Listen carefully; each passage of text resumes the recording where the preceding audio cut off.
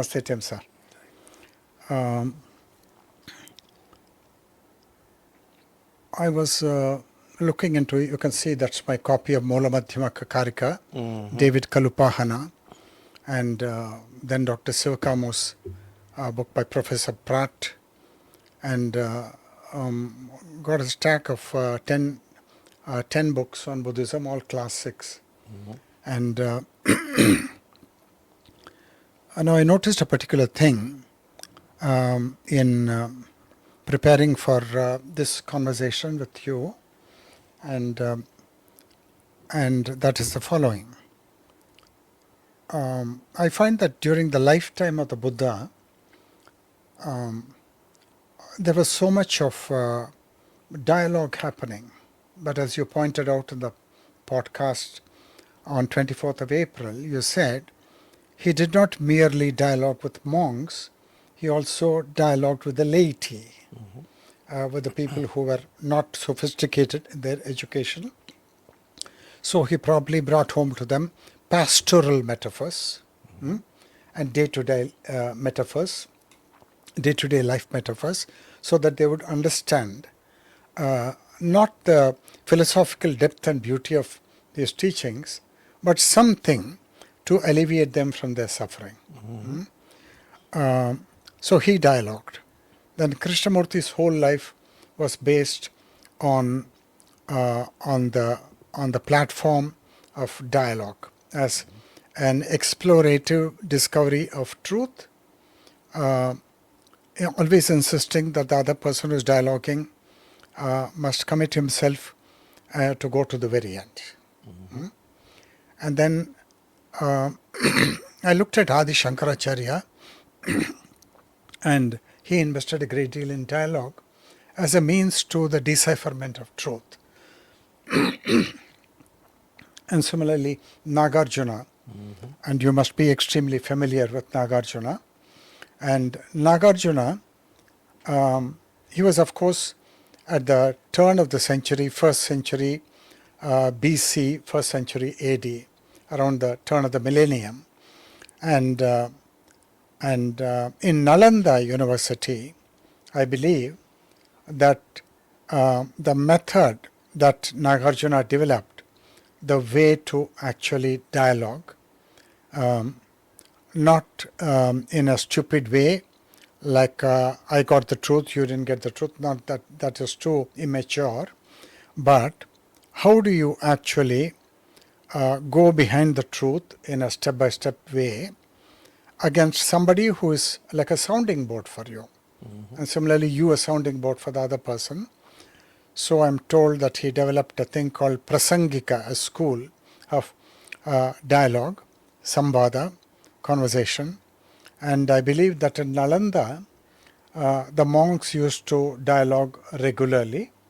And invariably, these dialogues were open to the public, and other people can come and watch.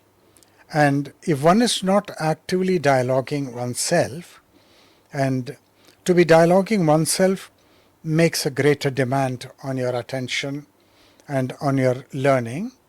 But if you are even an observer sitting in a sabha of maybe 50 people, 100 people, 200 people in a seminar room, then I believe they have a great opportunity to listen very attentively to two great minds who are dialoguing, and that method of dialogue ought to have moved very slowly, because it's not a post-haste thing, and so that people can understand. And it was part of that Buddhist culture. And it ended after Krishnamurti. During his lifetime, he used to dialogue with all the people who wanted to understand what he's saying. And they were invariably scientists, or they were people who were very powerful and made a mark in society, as either businessmen or as Father Eugene Shallert in Los Angeles, professor of comparative religions, and very learned in what the religions have to say, and a church father at that. So people like that want to understand what he's talking about, and can we get it, and can we make that a reality in our lives? But after Krishnamurti passed away, that culture has come to a halt. So I thought that the Theosophical Society, because it is a society devoted only to the truth, and truth but nothing but the truth, and it has the power, it has got the infrastructure, worldwide infrastructure, and it has got the deep understanding in order to bring alive the culture of conversation by dialogue as a method of exploring into truth, not two individuals in isolation, but always in a public place where 100 people are listening, and to hold them very regularly, let's say once a month, so that there's a greater opportunity for people who are seeking the truth and who want to understand theosophy and who want to understand the truth that Madame Blavatsky and Henry Steele Olcott alluded to in the Mula Mantra. They alluded to a certain truth which seemed very elusive and intangible. So do you think you would like to do that in the Theosophical Society worldwide as a means to give an opportunity for good minds, for people who have sacrificed their life for theosophy and for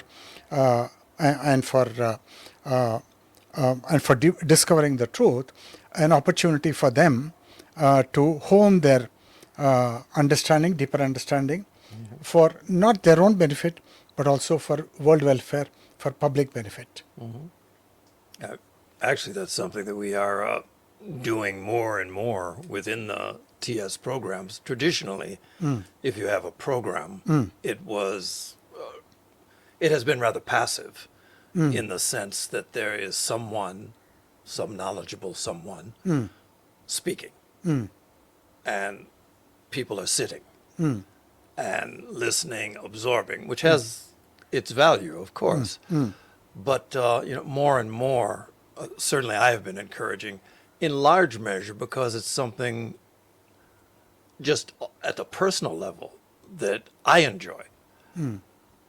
Yes, can give a talk, but to actually be in a situation where there is The give and the take. and take and exploration and questioning, and that's something that just personally it becomes a very enjoyable experience. It's not about my personal enjoyment, of course. Right. But I do find that when there is something that we feel attracted to and something that brings out a sense of joy, it communicates itself Definitely. much more strongly. Definitely.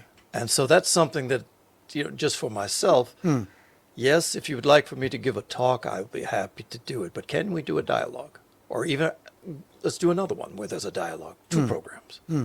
Because it's something that I do find, just like we're sitting here talking now, Yeah, right. there are things that I'm hearing that I did not know about experiences, perhaps where you touched with Krishnamurti or other subjects that spark things.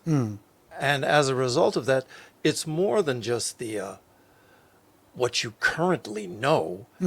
It's what you can be led to see through dialogue. Right. And I think that's something that has great value.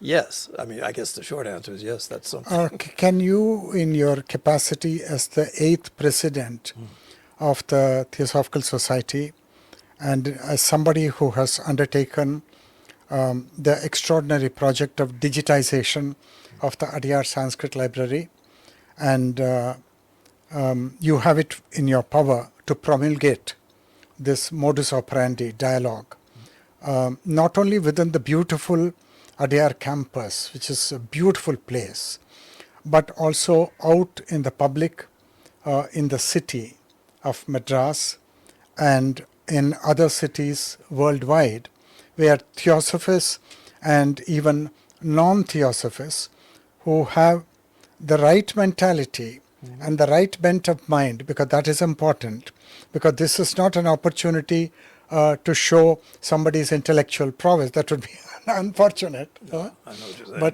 But a mutual exploration into truth with innocence and with intelligence and opportunity for the benefit of the larger community, which is not sitting passively, but which is intensely listening and absorbing and assimilating. I feel that we should do it because after the 12th century, when the Nalanda University was destroyed by one of these Islamic invasions, 12th century, then that whole development of Nagarjuna, of developing and coming to an intellectual conviction, which is very important, intellectual conviction, then feeling the truth, depth of feeling, that's another arm. We lost it. And part of it actually was transported to Tibet, I believe, I understand. And the thing continued in some monasteries and in Tibet. But because you are in a super advantageous position, being at the helm of a worldwide organization, to promulgate it and to make it the culture of new development in spiritual life and the religious life. A dialogue for the sake of discovery. That to go back to our podcast on 24th of April, I listened to it twice because I wanted to make sure that I'm learning some new things. And I picked up many things which are new to me. Your emphasis on kindness, as a conscious, compassionate activity. Now, one may practice it, or practice, Krishnamurti may whack us with a stick, but but temporarily let us move away from him. Conscious, compassionate activity. Now, I've been doing it all my life, very spontaneously, very naturally. But conscious, compassionate, I've offered help where people never asked me for help. And even if they laugh at me, I didn't bother that they're laughing at me. All the same, I gave that thing. But conscious, compassionate activity is something that will touch sensitive hearts, and that will touch the feeling nature of people, and it should become part of the culture of humanity. And whether we are in the religious life or whether we are in the so-called mundane life, even in the mundane life, it's very important that conscious, compassionate activity has to be pushed into human consciousness as an essential ingredient. That's one thing. And then we opened the box of practice and we discovered many nuances. And then my final takeaway was that we have to actually present practice as a first tier, second tier, third tier, fourth tier, fifth tier, like that. And Krishnamurti has kind of, I don't like to use the word brainwashed, he has won us over onto the highest tier of practice, which is non-practice. No, he skipped the entire middle. Right. But I think we have to present practice as a series of levels or tiers. After we talked the last time, this was a point we went into, talking about practice as opposed to, practice as repetitive conditioning and practice as conditioning that ultimately leads to the opportunity to become unconditioned. But there was this thought, we use the number 21, somebody does something 20 times, they sit, they breathe, whatever it is that they're doing. And then the 21st time, some breakthrough takes place. There's an awakening. Yeah. As far as what they were doing that the first 20 times or the first 1,000 times Right. you described as practice, what do you call, a name for it so that we can just talk about that 21st or that 1,001st? This past week there was he's apparently a very well-noted Swami. He was in my office there, and so I was asking him this question, because I said we had talked about this, and of course in his tradition, as in many, practice is of a very high importance. But what is it that you call it when doing the same thing, something entirely different takes place, where you move away from practice? And then I also mentioned the idea that Buddha, after his enlightenment, continued to meditate. Jesus continued to pray. And it's like, why? They're at a point where that's not something that's necessarily required. But there's this twofold thing that's going on. For one thing, their lives theirs are the lives of, they reach a level where humanity as a whole is what they merge with. Right. And so it's not my consciousness or Oh, no, your no. they are completely merged with the entirety. Right. And so to a certain extent, this repetition of a behavior that probably is needless impacts. It's impacting people who, what they can see at the moment is this fellow sitting cross-legged. That had something to do with it. The Lord's Prayer, he gave people a prayer to say, Our Father who art in heaven, how holy is your name. Just that. Yeah. To be able to sit and recognize that there is this universal, omnipresent intelligence, and to even think the name is an act of holiness. To dwell on it. And to dwell on it. So, you're maybe at practice level 1. We made it up to practice level 3 just with that. But then he also made a point that I had not really considered, which was that, at least in his tradition, there is the idea that even with samadhi, or, the ultimate sort of absorption, that there is something where you need to continue so that this samadhi can be maintained. So this is an interesting idea to me. What to do with it, I'm not completely sure, but I do think that it began with the idea that there is practice, but then there's something that looks like practice but is not. Yeah, right. What is that? You see, that word samadhi in Sanskrit, it is used in 2 or 3 different ways. Of course, yeah. And one way is that when somebody is doing ordinary dhyan, which may be he is repeating Om Namah Shivaya, a mantra, any mantra, and Ave Maria, any mantra, but he is deep in the attention, and it means a lot to him.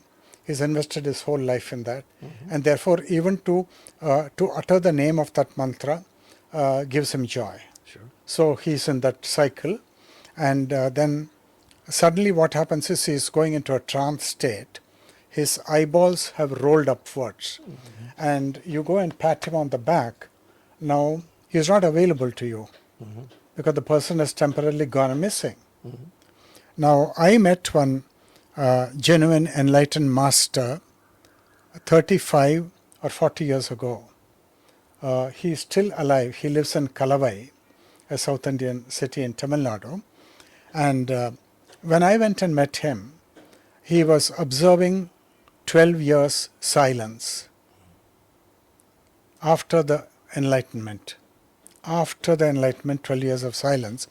So I used to talk to him, and he had a piece of slate, only so big, and he had a piece of chalk. So when you pose any question to him, he will write the answer. And then you can see what he wrote. But he won't open his mouth and talk. He was very strong physically. He was also an Ayurvedic doctor. And he ran away from his home when he was 14 years old. Now, most of these people, like Annie Besant, like Leadbeater and Mavlankar, they are people like this, very pure, and they run away from their home when they are very young. And then he went to Paramahamsa Yogananda's self-realization fellowship at Ranchi, which is the headquarters, where Swami Yukteswar Giri lived, and Paramahamsa Yogananda was also there. And there was a Swami, and he initiated him into Kriya Yoga. And then he entered into a 21-day trance. Now for 21 days, the body is not eating, and the body is not excreting, and the body is not in movement. And his guru was not unduly shaken or anything, but he was concerned that whether he'll come back to waking consciousness. Sure. Because then after 21 days, he came back. He came back. But then the whole of life changed for him. Now, will thought end? Thought may not end, but thought has gone into great subsidence, tremendous subsidence. No unwanted cacophony, no unwanted moment. And he is such a noble-hearted person. So I went like this on my jubba, and I was having a small ashram in Chittoor district, and there is a small temple of a Devi, Divine Mother. There, he took me to the temple, and instead of me garlanding him, he garlanded me.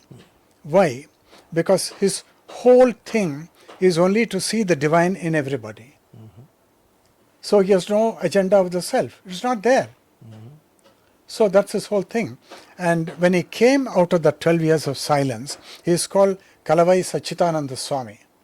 And he built a temple for the Divine Mother, and very unusual temple, because as far as I know, there is no temple to the Divine Mother in the reclining position.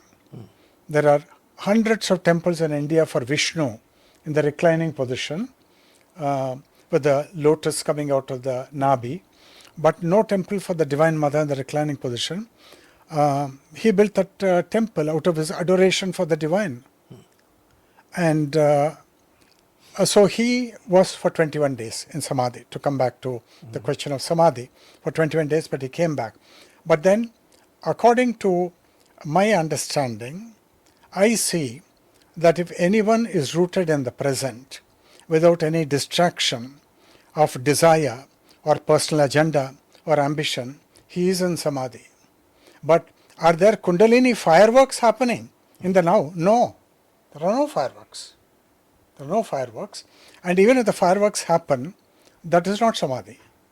That is a peak experience, what you call a peak experience, Sure. Kundalini experiences, which Krishnamurti has very often. And he never brought that he never brought all his experiences into his teachings, because that's a different phenomenon altogether. And so Samadhi probably means being ever poised in the present. And for you, I think, you are ever poised in the present, and you are ever receptive to the whole of life, because you are poised in the present. Now, if you were poised in the past, and if you were poised in the future, then finished. You cannot be receptive to life. Right. You can't be receptive to life, because life is only in the present. You can meet life only in the now. And so no practice. So you're in the now always. But think of a man who's in the now, and he generally means in the now, but then he gets a new insight. And what is that insight? A certain aspect of the divine. Nothing touches him like the divine, nothing touches him like emptiness. So he is prepared to give himself only if the emptiness calls him, only if Parabrahma calls him. He is prepared to enter into any sadhana. So such a person gets an insight about the Parabrahma or about the Divine Father, and then he sits down in Padmasana and he is contemplating. And then he will get a new satori, he will get a new insight. So even that cannot be called a practice, or if you want to call it a practice, highest tier, because there's no need for him. And so I thought that as my takeaway from the podcast of April 24th, I thought we must do two things.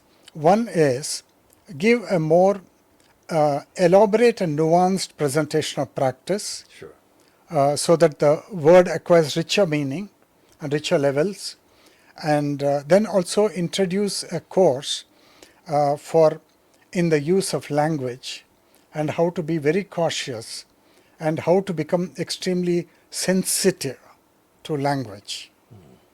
And those are takeaways for me, and some other takeaways as well, which I've written down somewhere. So that's what happens when you enter into a dialogue in a whole-souled way. It unleashes a thread of learning, a stream of learning. And without that learning may happen in a lesser way when one picks up a book and is immersed in that study of the scripture. But it happens, I think, more easily when you're talking with a kindred soul and he challenges you and he shows an extra perception which you didn't have. And then I think a new avenue.